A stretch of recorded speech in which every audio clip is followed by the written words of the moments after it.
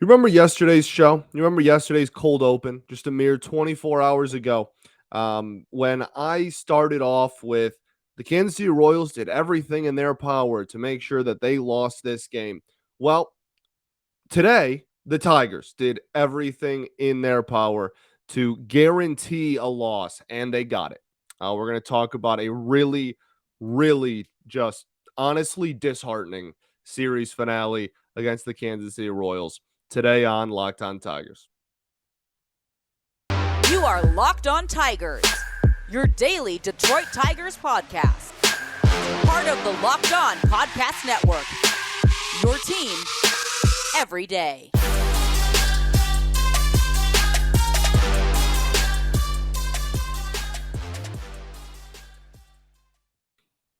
What is up, everybody? Welcome back to another edition of Locked On Tigers. I'm, of course, your host, Scott Bentley. Today is Thursday, July 14th, 2022. Thanks for making Locked On Tigers your first listen every single day. We are free and available wherever you get your podcast. Today's episode is brought to you by BetOnline. BetOnline as you covered this season with more props, odds, and lines than ever before. BetOnline, where the game starts. I need a haircut so unbelievably badly. This is really an interesting thing we got going on here.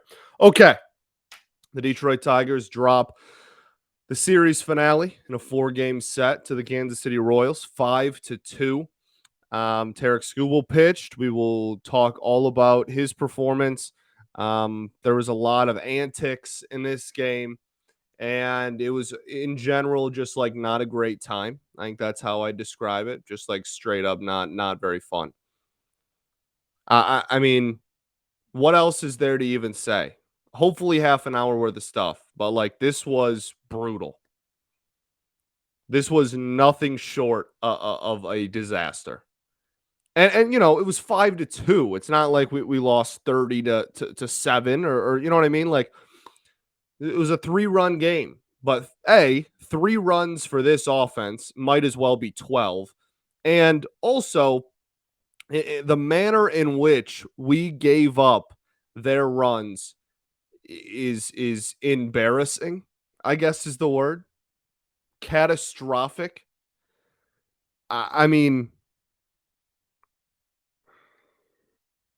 what a season. What a season this has turned into. 5-2. They have a 4-run fourth. We score 0 in the fourth.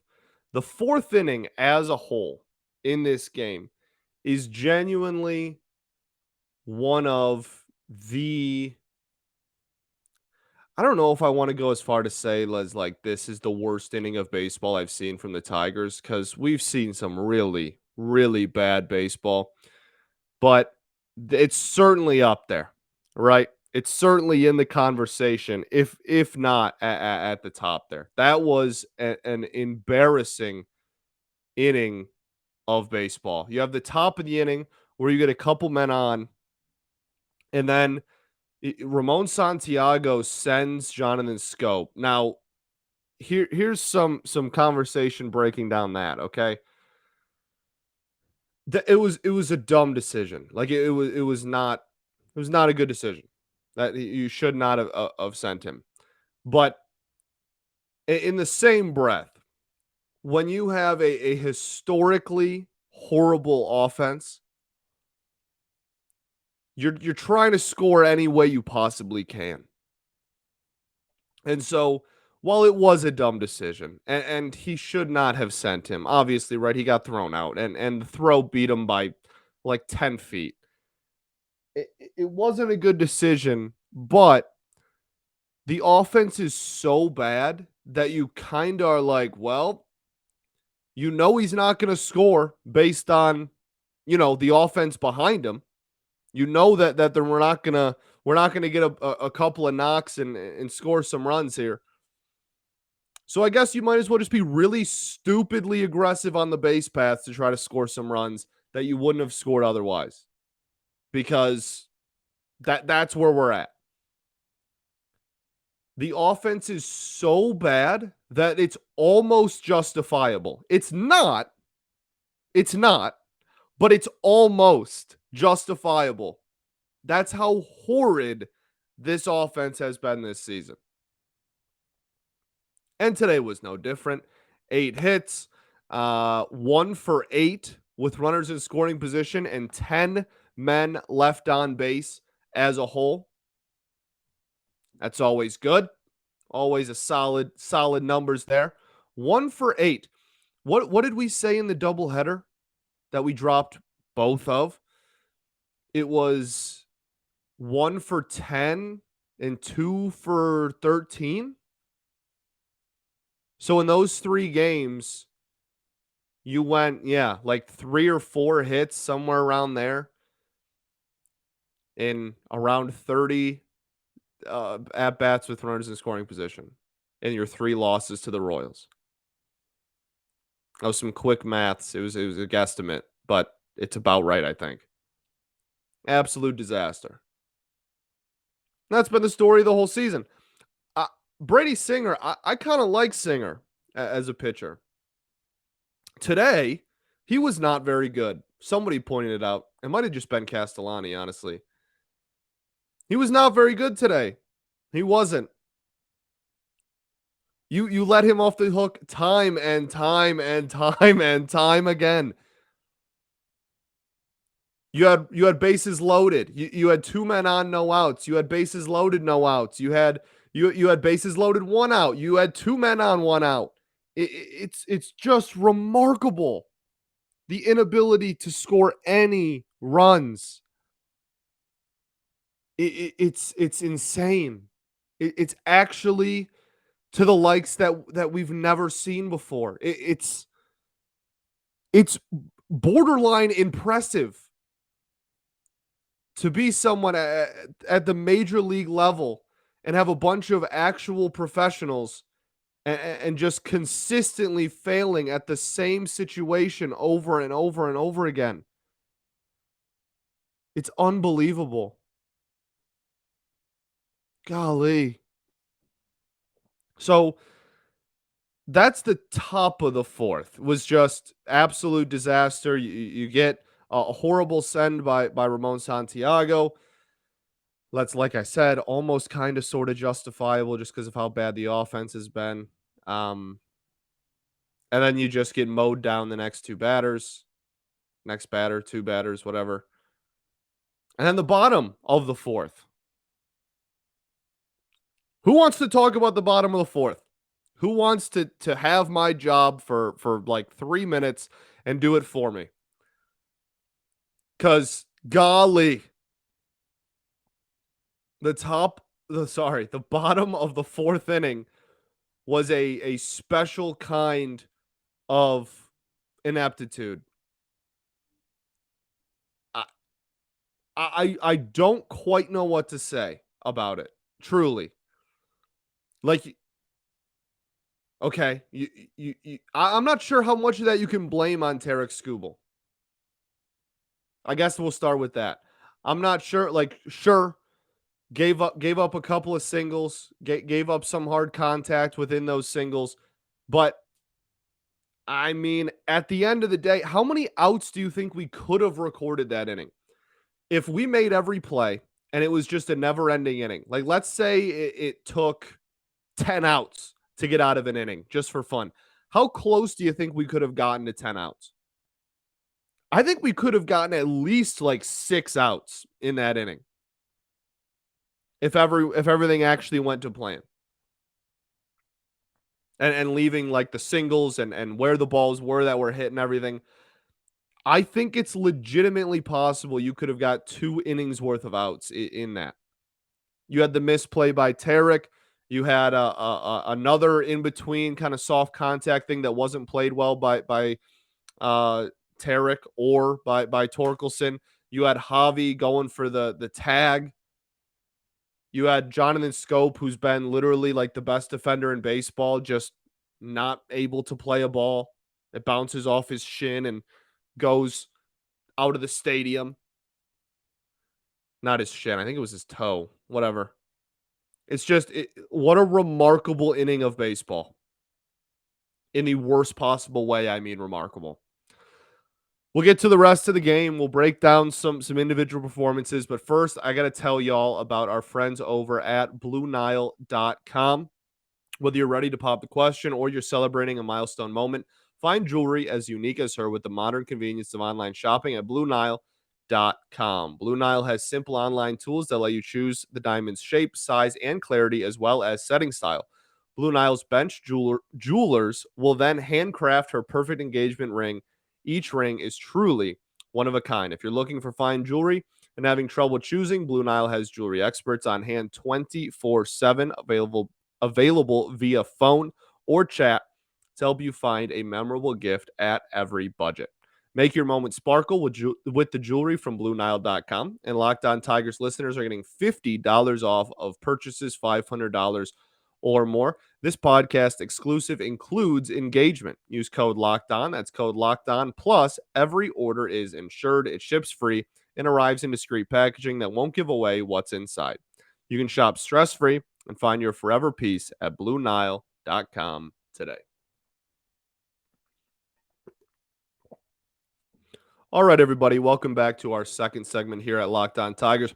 If you hear rain, if you live in the Metro Detroit area, I'm recording this, about an hour, a little less than an hour after the Tigers game, and there's some storms happening. So if that gets picked up in the mic, I'm sorry. I think we're good at the current moment, but if it does happen at some point in the show, kind of unavoidable. I can't stop the weather. Okay, so we talked about the fourth inning. That was an absolute disaster. It's like nothing can just go completely right. At least one thing has to be going wrong at all times with this team. It either has to be a complete offensive meltdown.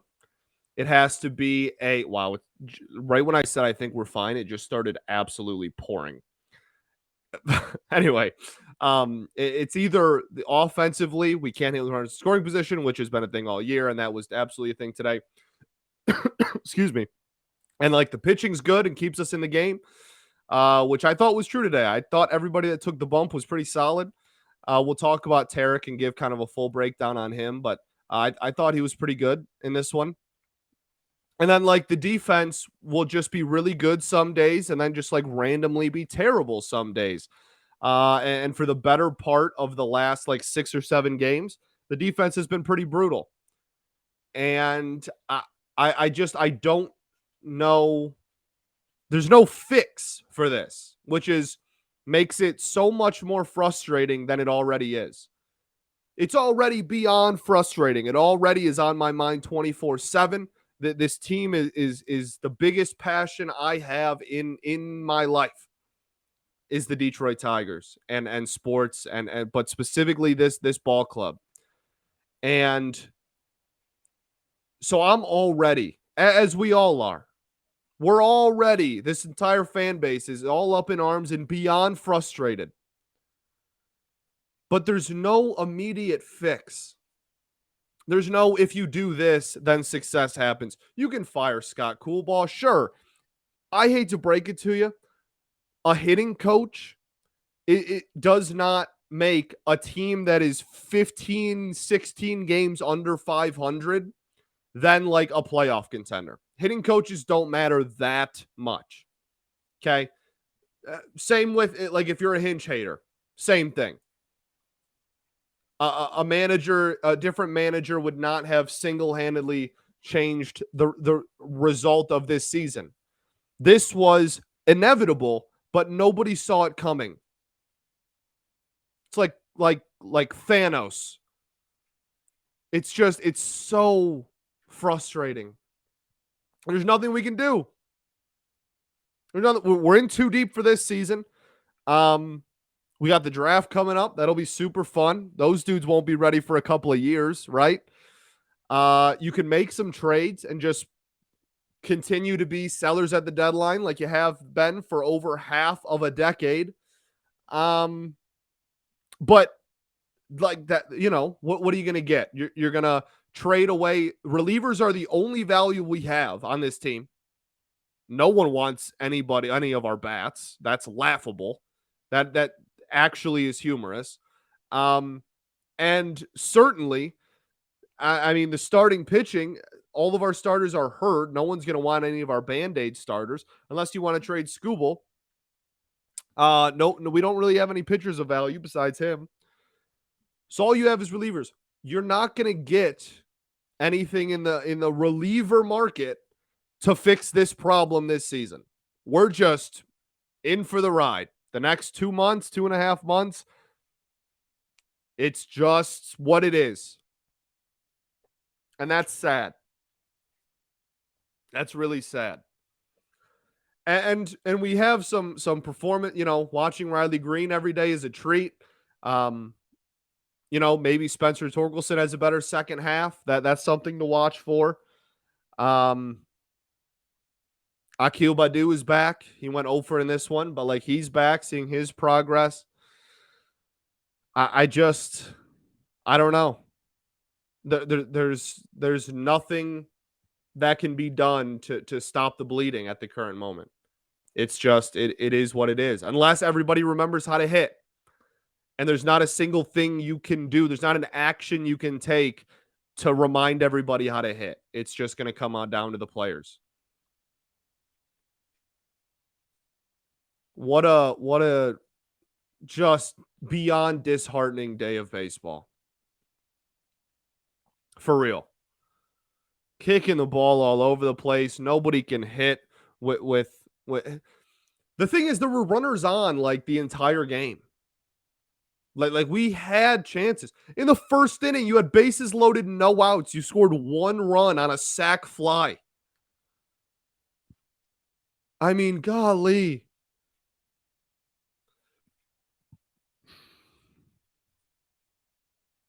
I don't know what to do. There is nothing to do, actually, is the correct way to put that. It's not that no one knows what to do. It's that there is no fix for 2022. Unless, again, everybody just was to magically turn it around. And even at that point, I mean, you'd have to go on a heater, right? We're over halfway through the season, and you're 16 games under 500, 15 games under 500. So you'd have to play 15, 16 game over 500 ball to even get to 500 by game 162. If you wanted to actually threaten a race, you would you'd have to go 10 to 15 over 500 again. You have to play 30 games over 500 ball the rest of the way. I don't think that's happening. Unreal. People that did stand out offensively, Javi Baez, I thought, had a great game. He looked really, really solid at the plate. I know the strikeout to end the game was really brutal. It was the slider low and away that he's always gotten on, but I thought every other at-bat, for whatever it's worth, was pretty solid. Made a nice play defensively in this one. Still is throwing the ball low. I guess better low than high, but, it's an issue. Jonathan Scope with a hit, but had 2 strikeouts that were just brutal at-bats. Torque got another knock, but it was kind of an infield single that was barely a hit. Actually was up with bases loaded and Cade. Really brutal at bat. Tucker Barnhart hitless. Yeah, I mean go look at the OPS of this offense. It's brutal. Riley Green, 2 walks and a hit. He's the man. On base percentage of almost 360. Really solid. That's it for the offense. There you go. There's your offensive breakdown. Not a whole lot. Story of the season. We'll get to Tarik because that's one of the bigger stories. Then there's a roster move that we made after the game as well that we'll talk about. First, though, got to tell you all about our friends over at BetOnline. BetOnline.net is your number one source for all your betting needs and sports info. Find all the latest sports developments, league reviews, and news, including this year's Major League Baseball season. BetOnline is your continued source for all your sporting wagering information, including live betting, esports, and scores. And BetOnline remains the best spot for all your sports scores, podcasts, and news this season. BetOnline.net is the fastest and easiest way to check on all your favorite sports events, including MMA, boxing, and golf. Head to the website today or use your mobile device to learn about the trends and the action. Bet online, where the game starts. All right, everybody. Welcome back to our third and final segment here at Locked On Tigers. Really frustrating game. Tarik Skubal on the bump. 6 innings, 8 hits, 5 runs, 4 of them earned, no walks, 5 Ks. I thought Tarik's stuff, just on a pure what he was throwing and the movement and the velocity of everything we were seeing, was some of the best stuff we've seen all year from him. He said after the game that he felt really, really good and that the fastball was the best that his fastball has ever been in an outing in his entire life, which is backed up by the fact that he almost hit 100 twice. He ended, I believe it was the third inning, with a 99-mile-an-hour fastball and then a 99.8-mile-an-hour fastball that the broadcast rounded up to 100. So that's great. Like, that's awesome. And the command, I thought, was solid in the entire outing. Like, he was executing pitches. He had a game plan. He was hitting spots, or at least getting close enough where it was like, okay, like that, fair enough. But that fourth inning was a train wreck. Like, it all goes back to that inning. That was horrific. And like, 4 earned runs, there's that's loose. They only gave the Tigers 1 error in that inning. I think Skubal should probably be docked with an error. And then on top of that, like, the Javi thing is technically a fielder's choice, right? But like, very much so could have gotten an out on that play and just didn't, and went for the guy right in front of him and didn't do it. So yeah, I I didn't think he looked that bad, and I thought his stuff was actually the best we've seen from him. Like I said, for a while, I thought the command was pretty solid most of the game. Made a couple of mistakes in the fourth for sure. That got laced, but they were only, for singles, and if the defense behind him executed, you know, you don't go out of that inning giving up 4 runs. You don't. And then the fifth, I guess those are all a lot more legitimate. So I don't know. I think you could very easily shave like 2 hits off of that and 2 runs off of that. And that's probably a little bit more accurate of a representation of how he did. His ERA is now below 4. Um, I just I'm sorry. Like, this was such a demoralizing game. This was so just like sad to watch. His average exit velo was under 90 miles an hour. The CSW was 27%. Called strikes plus whiffs. Fouls 22, balls in play 23. A lot of balls put in play. Had 12 whiffs. That's around what we're used to from him for the pitch mix. 30 sliders, 25 sinkers. The sinker was the one that went 99, and the four seam was the one that went almost 100. He had 22 four seams, 15 changeups, then a couple of curveballs to try to throw people off. Yeah, I mean, the velocity was up on pretty much every single pitch. The velocity on the four seam was up a mile and a half, like average velocity for the entire outing was up almost a mile and a half from his average fastball velo on the season. That's obviously super encouraging. I thought the movement on the sinker was good. I thought the movement on the slider was good. I thought the movement on the changeup was good. I thought the command on all the pitches, the slider maybe still needs a little bit of work, but for the most part, I was pretty happy with the fastball command, which is kind of what sets the tone for his entire outings. All of the outings we've seen him be really good. He's had really good fastball command, and the opposite for the outings that he struggled in. It's really hard to ask a dude, no matter how good he is or no matter how good he's feeling or looking, to go out there and get 5-6 outs in an inning. That's difficult. Yeah, I just what a frustrating game. What a frustrating game. Drew Carlton was the other pitcher in this one. He looked fine. I actually thought his sinker had really good movement. I was like blown away by how crazy by the movement that his sinker had. Like there was at one point where I think it was the first pitch of an at bat later in the outing, in the ninth inning maybe, where I thought Alex Lang was on the mound, like genuinely. I literally it was the start of an inning, I think, and I was like, oh, I don't know why we're using Lang in this situation. I was like, oh my goodness, that was Drew Carlton's sinker. It was crazy. The spin rate on it was like well over 3,000. It was a crazy pitch. So that's nice to see.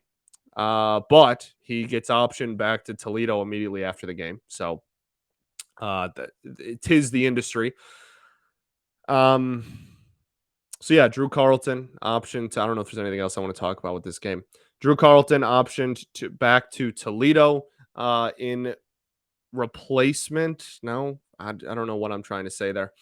Elvin Rodriguez will be called up and he will start game one of the Cleveland Guardians series today as you're listening to this on Thursday.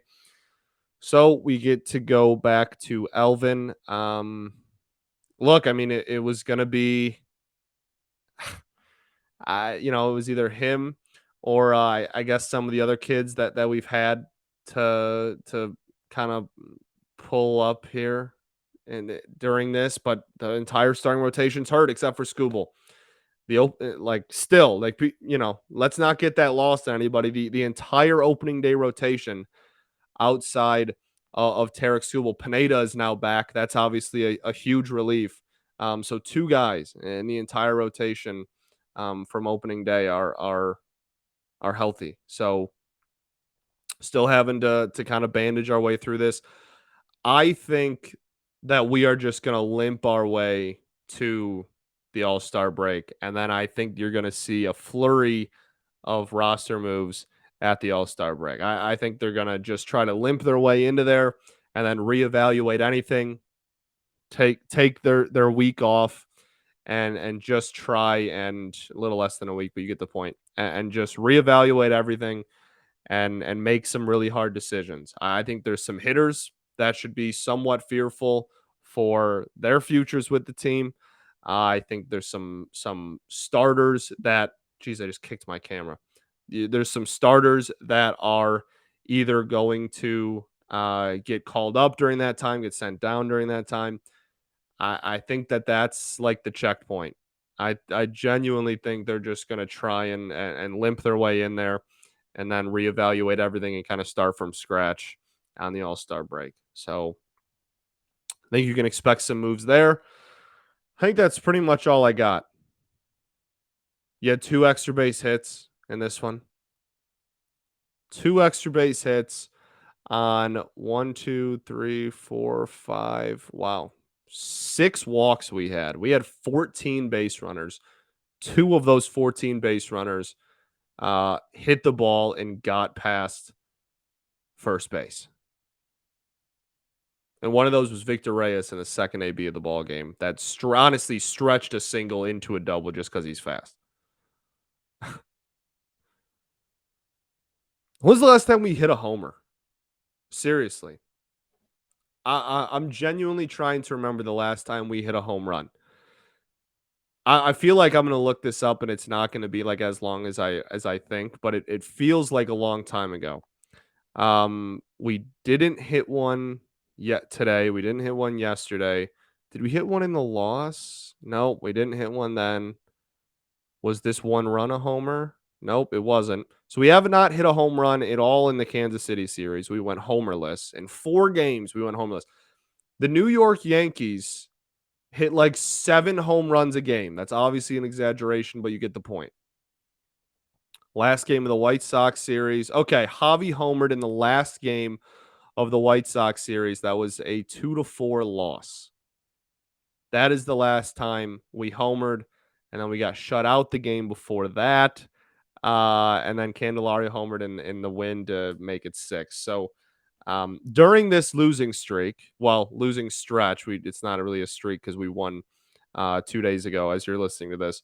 But in this 1, 2, 3, 4, 5, 6, we've lost 5 of our last 6 now. In that stretch, we have hit 1 home run. Good stuff. Or 2. Did I just lie? 2. Right? Javi had 1 to start the losing streak. 2 home runs in our last 6 games. That is hashtag not good. Thanks for making Locked On Tigers your first listen every single day. Now make your second listen Locked On MLB Prospects. Host Lindsey Crosby is a prospect encyclopedia. He's going deep on the MLB stars of tomorrow. It's free and available wherever you get your podcast. Okay, back at it tomorrow. Same time, same place. You know the drill. Elvin Rodriguez on the bump. Austin Meadows shut down. Eduardo Rodriguez is still just like not reporting to anybody. We haven't even heard from his agent, nonetheless, him. Like everything that could, stuff you've never seen before is happening to this team this year. Everything that could possibly go wrong is happening. All right. Let's go beat Cleveland. Peace and love. Going to therapy's dope. I'll catch you tomorrow, baby. Go Tigers.